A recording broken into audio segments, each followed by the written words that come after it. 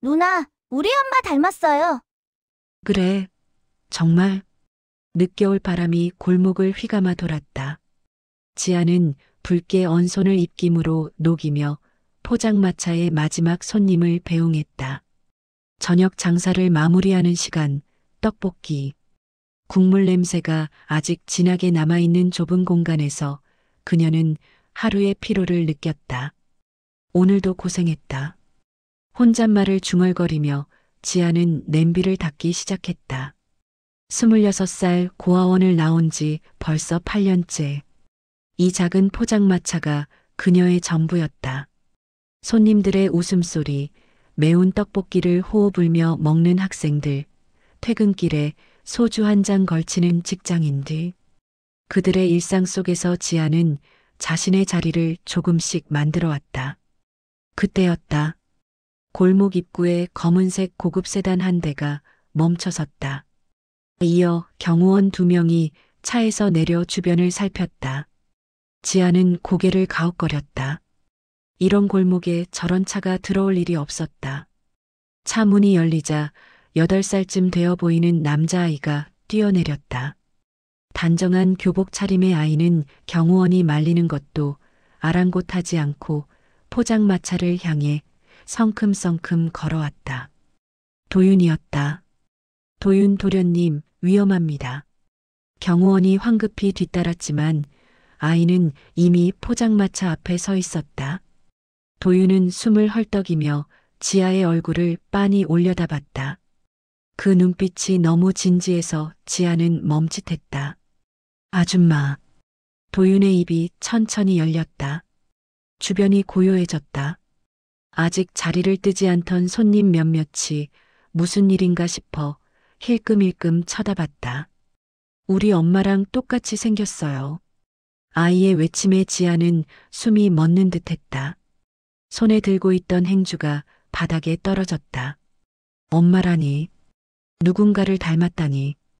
고아원에서 자란 지아는 단 한 번도 그런 말을 들어본 적이 없었다. 도윤 도련님. 경호원이 아이를 제지하려 했지만 도윤은 지아의 손을 향해 작은 손을 뻗었다. 그 손이 지아의 손등에 닿는 순간 경호원이 재빨리 아이를 안아 올렸다. 죄송합니다. 아이가 실례를. 경호원은 당황한 표정으로 고개를 숙이며 도윤을 차로 데려갔다. 도윤은 끌려가면서도 계속 지아를 돌아봤다. 그 눈빛엔 궁금증과 확신이 뒤섞여 있었다. 차가 골목을 빠져나가고 나서야 지아는 겨우 숨을 내쉬었다. 주변 손님들이 웅성거렸지만 그녀의 귀엔 아무것도 들리지 않았다. 가슴 한구석에서 설명할 수 없는 감정이 소용돌이쳤다. 엄마랑 똑같다고? 지아는 떨리는 손으로 포장마차를 정리하기 시작했다. 하지만 손놀림이 자꾸만 어긋났다. 냄비가 덜컹거렸고 젓가락이 바닥에 떨어졌다. 찜찜함과 두려움. 그 2가지 감정이 그녀의 마음에 깊이 자리 잡았다. 오늘 밤 지아는 잠들 수 없을 것 같았다. 지아는 포장마차 정리를 마치고 집으로 향했다. 평소라면 익숙한 골목길이었지만 오늘따라 발걸음이 자꾸만 느려졌다. 도윤의 말이 머릿속에서 맴돌았다. 우리 엄마랑 똑같이 생겼어요. 고아원 출신인 지아에게 누군가를 닮았다는 말은 생전 처음 듣는 것이었다. 거울을 볼 때마다 그녀는 궁금했다. 이 눈은 누구를 닮았을까? 이 코는, 이 입술은. 하지만 답을 알 수 없었다. 그래서 더 이상 묻지 않기로 했던 것이다. 원룸 계단을 오르던 지아는 문득 멈춰섰다. 불현듯 어떤 감각이 떠올랐다. 아주 오래전 아득히 먼 기억 속에서 누군가의 포근한 냄새가 났다. 부드러운 손길이 머리를 쓰다듬는 느낌. 따뜻한 목소리가 자장가를 부르던 순간. 엄마. 지아는 자신도 모르게 중얼거렸다. 하지만 그 기억은 금방 안개처럼 흩어져 버렸다. 그녀는 고개를 저었다. 착각일 거라고 상상일 거라고 되뇌며 집 안으로 들어갔다. 같은 시각 대저택의 방에서 도윤은 잠들지 못하고 있었다. 침대에 누워서도 계속 포장마차 아줌마의 얼굴이 떠올랐다. 엄마 사진과 너무나 닮았던 그 얼굴. 할머니. 도윤은 벌떡 일어나 방을 나섰다. 복도를 지나 서재로 향했다. 그곳엔 할머니 정희가 서리를 보고 있었다. 도윤아, 안 자고 왜? 할머니, 우리 엄마 어디 갔어요? 정희의 손이 멈췄다. 아이의 눈빛이 평소와 달리 진지했다. 정희는 안경을 벗으며 한숨을 내쉬었다. 잠깐 멀리 계신단다. 언제 와요? 그건 할머니도 잘 모르겠구나. 도윤은 입술을 깨물었다. 그리고 조심스럽게 물었다. 할머니, 오늘 봤어요. 엄마랑 똑같이 생긴 아줌마. 포장마차에서. 정희의 표정이 굳어졌다. 아이의 말을 가볍게 넘길 수 없었다. 며느리, 그러니까 도윤의 엄마는 5년 전 흔적도 없이 사라졌다. 재벌가의 며느리가 실종되었다는 사실은 철저히 은폐되었고 정희는 그 이후로 며느리에 대한 이야기를 일절 금기시했다. 그 사람이 어디 있었니? 도윤은 골목 위치를 설명했다. 정희는 고개를 끄덕이며 아이를 달랬다. 이제 자거라. 할머니가 알아볼게. 도윤이 방으로 돌아간 뒤 정희는 즉시 비서를 불렀다. 밤이 깊었지만 그녀의 목소리는 차가웠다. 손자가 오늘 만난 포장마차 주인을 조사해. 신상, 출생기록, 모든 것. 알겠습니다, 회장님. 정희는 창밖을 바라봤다. 오래전 며느리가 마지막으로 남긴 말이 떠올랐다. 제발 제 아이만은 지켜주세요. 그때 정희는 차갑게 대답했었다. 이 집안에 그런 아이는 없어. 그리고 며느리는 사라졌다. 정희는 그 일을 묻었다고 믿었다. 하지만 손자의 한마디가 오래된 상처를 건드렸다. 그녀는 이유 모를 불편함과 함께 묘한 예감을 느꼈다. 지아는 그날 밤 잠들지 못했다. 천장을 바라보며 자꾸만 도윤의 얼굴을, 그 진지한 눈빛을 떠올렸다. 그리고 어렴풋이 떠오르는 기억의 파편들. 지아는 가슴이 답답했다. 무언가 중요한 것이 자신의 삶 속에 숨어 있는 것 같았다. 다음 날 아침 정희의 비서실은 분주하게 움직였다. 지아에 대한 모든 정보를 수집하라는 회장의 지시가 떨어졌고 그들은 철저하게 조사를 시작했다. 포장마차 주인 한지아, 26살. 고아원 출신입니다. 비서실장이 보고서를 펼쳤다. 정희는 무표정하게 듣고 있었지만 손끝이 미세하게 떨렸다. 출생 기록은? 그게 이상한 점이 있습니다. 비서실장은 조심스럽게 말을 이었다. 지아 씨가 입소했던 고아원은 3년 전 폐쇄되었습니다. 기록이 상당히 단편적이고 출생신고 날짜와 고아원 입소 날짜 사이에 공백이 있습니다. 정희의 눈빛이 날카로워졌다. 얼마나? 약 6개월입니다. 출생신고는 되어 있지만 그 6개월 동안 아이가 어디에 있었는지 기록이 없습니다. 덮아. 회장님 혹시. 비서실장은 말을 흐렸다. 정희는 그의 눈을 똑바로 바라봤다. 말해봐. 혹시 도련님 어머님과 관련이 있는 건 아닐까요? 정희는 대답하지 않았다. 하지만 그녀의 침묵이 곧 답이었다. 5년 전 며느리가 사라지기 직전의 상황이 선명하게 떠올랐다. 며느리는 임신했다고 고백했다. 하지만 그 아이는 아들의 아이가 아니었다. 정희는 분노했다. 재벌가의 명예에 먹칠을 한 여자. 용서할 수 없었다. 정희는 며느리를 몰아붙였다. 당장 이 집에서 나가. 그 아이를 지우든 멀리 가든 2번 다시 내 앞에 나타나지 마. 며느리는 울면서 애원했지만 정희는 차갑게 돌아섰다. 그리고 며느리는 정말로 사라졌다. 흔적도 없이. 계속 조사해. 출생 당시 병원 기록, 입양 관련 서류, 모든 걸 찾아내. 알겠습니다.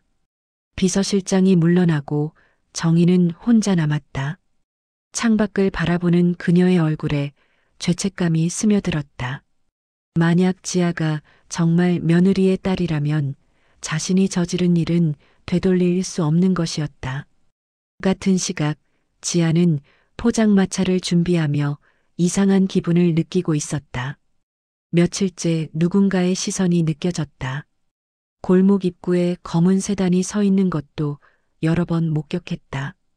처음엔 우연이라 생각했지만 점점 확신으로 바뀌었다. 지아야. 절친 수진이 포장마차로 다가왔다. 그녀는 주변을 둘러보며 걱정스러운 표정을 지었다. 너 요즘 누구한테 쫓기는 거 아니야? 무슨 소리야? 아니, 저기 저 차 좀 봐. 어제도 있었고, 그제도 있었어. 계속 너 지켜보는 것 같던데? 지아는 수진이 가리키는 방향을 봤다. 골목 모퉁이에 검은 세단이 멈춰 있었다.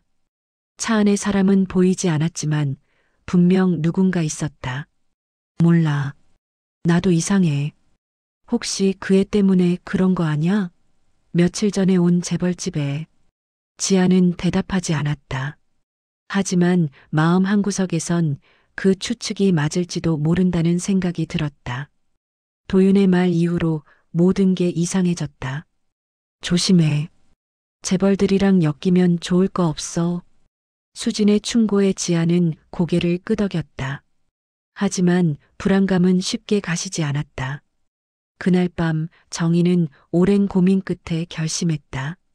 더 이상 비서들을 통해서가 아니라 직접 확인해야 했다. 그 여자가 누구인지, 정말 며느리와 관련이 있는지. 내일 그 포장마차로 가겠어. 회장님께서 직접요? 그래. 혼자 갈 거야. 비서는 놀랐지만 감히 반대하지 못했다. 정희의 결심은 확고했다. 진실을 마주할 시간이 온 것이다. 지아는 그날 밤도 잠들지 못했다. 가슴 한구석이 계속 불안했다. 무언가 큰 일이 다가오고 있다는 예감. 그 예감은 틀리지 않았다. 다음 날 저녁 골목에 찬바람이 불었다. 지아는 평소처럼 포장마차를 열고 손님을 맞았다. 떡볶이 국물이 보글보글 끓고 김이 모락모락 피어올랐다. 그때 골목 입구에 한 여자가 나타났다. 단정한 코트를 입은 60대 여성. 정이었다.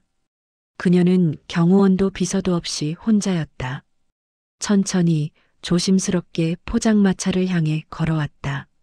지아는 손님이 오는 줄 알고 고개를 들었다가 멈칫했다. 그 여자의 눈빛, 예사롭지 않았다. 마치 오래전부터 자신을 알고 있었다는 듯한 복잡한 감정이 담긴 시선이었다. 어서 오세요. 지아는 평소처럼 인사했지만 목소리가 약간 떨렸다. 정희는 대답 없이 지아의 얼굴을 빤히 바라봤다. 시간이 멈춘 것 같았다. 앉으세요. 지아가 자리를 권하자 정희는 천천히 의자에 앉았다. 하지만 메뉴판을 보지 않았다. 계속 지아를 응시했다. 그 눈빛이 너무 강렬해서 지아는 시선을 피하고 싶었지만 이상하게도 눈을 뗄 수 없었다. 떡볶이 드릴까요? 그래요. 정희의 목소리는 잠겼다. 지아는 떡볶이를 담으며 손이 자꾸 떨렸다. 이 여자가 누구지? 왜 이렇게 자신을 보는 거지? 머릿속에 질문이 가득했다. 떡볶이를 내놓자 정희는 젓가락을 들었지만 먹지 않았다. 그저 지아를 바라볼 뿐이었다. 저를 아세요? 지아가 먼저 물었다. 정희는 길게 숨을 내쉬었다. 모르지. 처음 보는 사람이니까. 하지만 그 대답은 거짓말처럼 들렸다. 정희의 눈빛엔 익숙함과 그리움, 그리고 죄책감이 뒤섞여 있었다. 그런데 왜 그렇게 보세요? 지아의 목소리에 떨림이 섞였다. 정희는 입술을 깨물었다. 지아의 얼굴에서 며느리의 젊은 시절이 겹쳐 보였다. 같은 눈매, 같은 인매, 같은 손동작. 심지어 말투까지 닮아 있었다. 당신, 부모님은? 정희의 질문에 지아는 움찔했다. 없어요. 고아원에서 자랐어요. 정희의 손이 떨렸다. 떡볶이를 담은 그릇이 덜컹 소리를 냈다. 언제부터? 기억나는 건 5살부터예요. 그 전 기억은 없어요. 정희는 눈을 감았다. 며느리가 사라진 게 5년 전. 그때 아이는 갓 태어났을 것이다. 만약 며느리가 아이를 어딘가에 맡겼다면 그 아이가 고아원에 들어간 시기와 맞아떨어졌다. 혹시 당신 생일이 언제죠? 지아는 이상한 기분이 들었다. 왜 이런 걸 묻는 거지? 3월 15일이요. 정희의 얼굴이 창백해졌다. 며느리가 사라진 게 3월이었다. 정확히 3월 중순. 아줌마 괜찮으세요?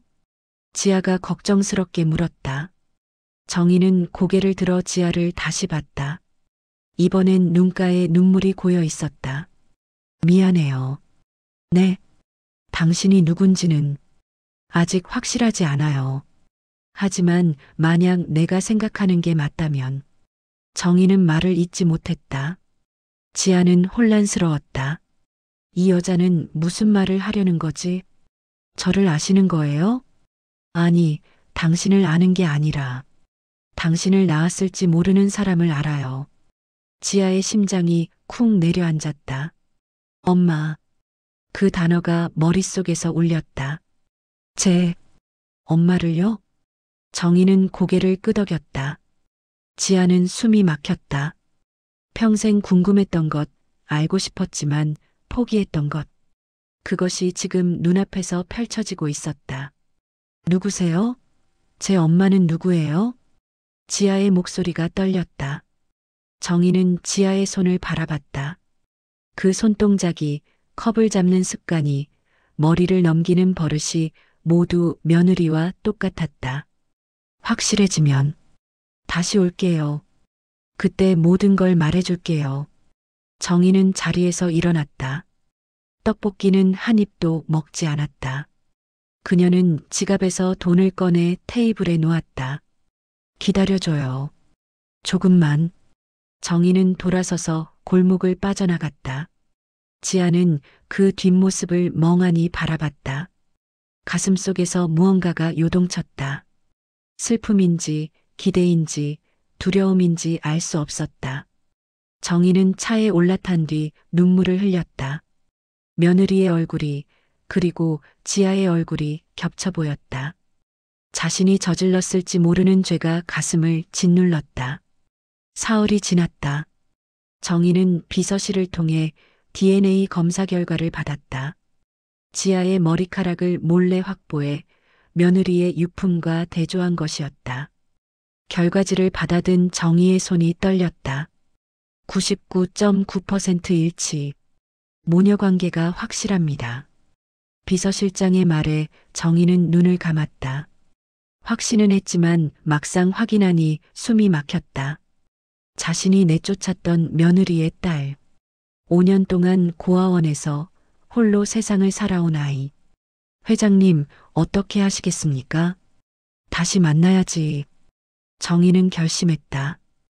이번엔 진실을 모두 털어놓기로. 더 이상 숨길 수 없었다.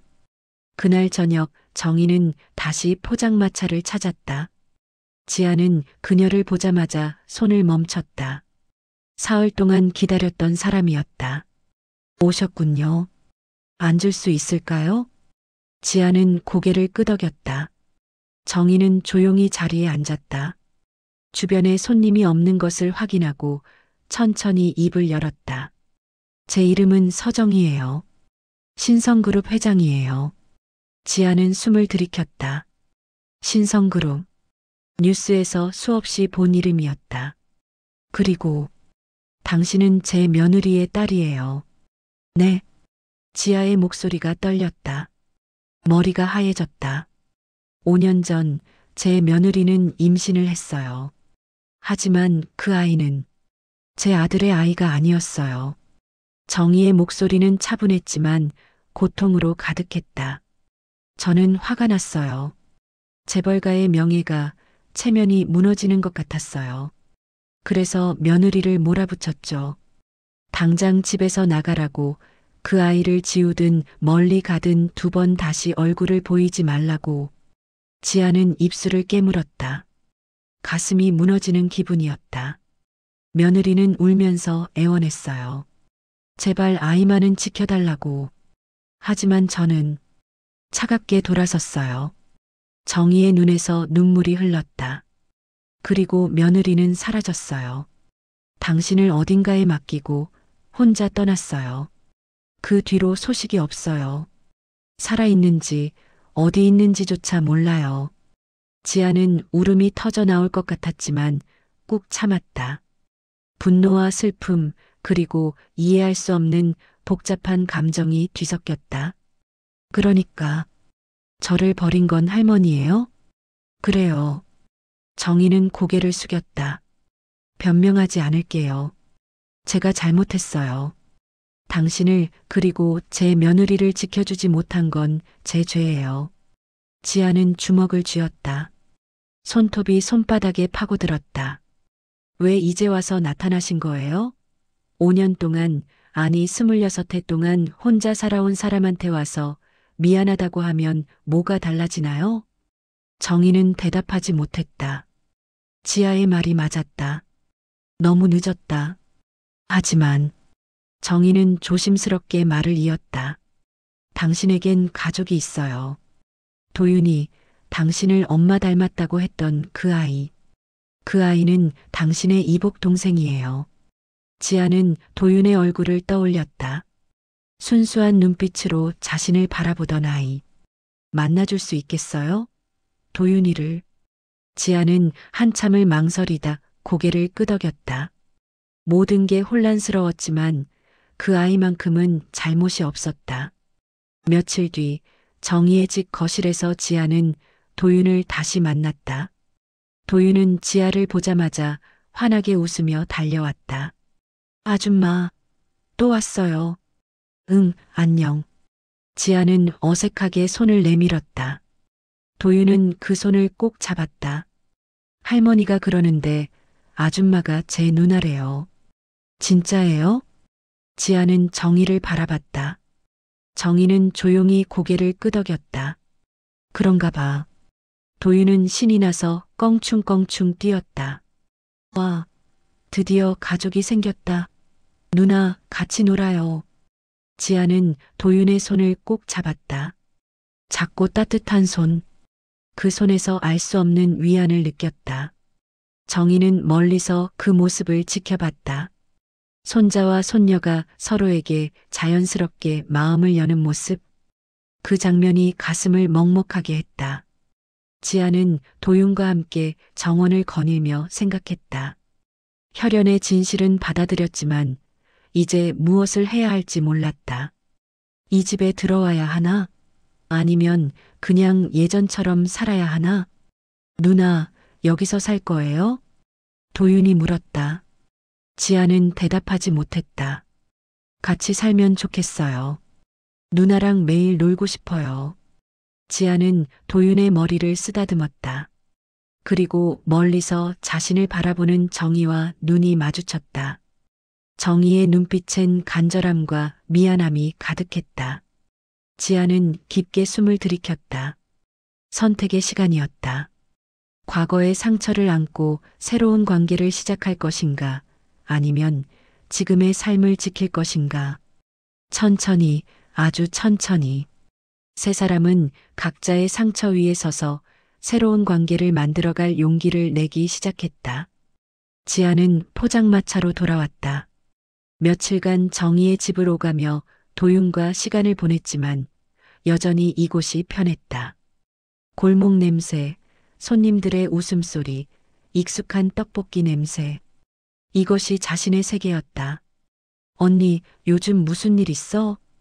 단골 손님 미선이 떡볶이를 먹으며 물었다. 지아는 애써 웃으며 고개를 저었다. 아니, 별일 없어. 하지만 마음속은 복잡했다.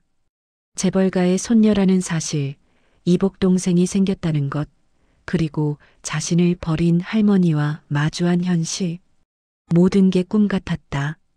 그날 밤 정희는 아들 준혁을 서재로 불렀다. 도윤의 아버지이자 며느리의 남편이었던 남자. 그는 5년 전 아내가 사라진 뒤 술에 빠져 살았다. 준혁아, 왜 부르셨어요, 어머니? 준혁의 목소리는 무기력했다. 정희는 한숨을 쉬며 말했다. 내 아내. 수연이가 낳은 아이를 찾았다. 준혁의 얼굴이 굳어지다. 뭐라고요? 수연이가 낳았던 그 아이. 고아원에 맡겨졌던 아이를 찾았어. 이름은 한지야. 준혁은 주먹을 쥐었다. 5년 전의 기억이 떠올랐다. 아내의 배신, 그리고 어머니의 냉정한 처사. 모든 게 악몽이었다. 왜 찾으신 거예요? 그 아이랑 우리는 아무 상관없잖아요. 도윤이의 누나야. 핏줄이라고. 핏줄이요? 준혁은 비웃었다. 수연이가 다른 남자아이를 임신했을 때 어머니는 핏줄이라고 생각하셨나요? 정희는 할 말이 없었다. 준혁의 말이 가슴에 박혔다. 어머니가 수연이를 내쫓았잖아요. 그 아이도 수연이도 모두 버린 건 어머니예요. 이제 와서 가족이라고 하면 뭐가 달라져요? 알아. 내가 잘못했어. 정희는 처음으로 아들 앞에서 잘못을 인정했다. 하지만 도윤이는 그 아이를 좋아해. 진짜 누나처럼. 그리고 나도 속죄하고 싶어. 늦었지만. 준혁은 고개를 돌렸다. 복잡한 감정이 얽혀 있었다. 수연이에 대한 배신감, 그리움, 그리고 죄책감. 다음 날 준혁은 지아의 포장마차를 찾아갔다. 지아는 처음 보는 남자에게 인사했다. 어서 오세요. 한지아 씨죠? 지아는 고개를 끄덕였다. 준혁은 한참을 지아를 바라봤다. 수연이의 얼굴이 겹쳐 보였다. 가슴이 미어졌다. 저는 도윤이 아버지예요. 그리고 수연이의 남편이었어요. 지아는 숨을 멈췄다. 엄마의 남편. 그러니까 의부사버지였던 사람. 앉으시죠. 준혁은 자리에 앉았다. 한참 동안 침묵이 흘렀다. 수연이를 보호하지 못해서 미안해요. 준혁의 목소리가 떨렸다. 제가 더 강했다면, 어머니한테 대항했다면 수연이를 지킬 수 있었을 텐데. 지아는 그의 눈을 봤다. 진심이 담겨 있었다.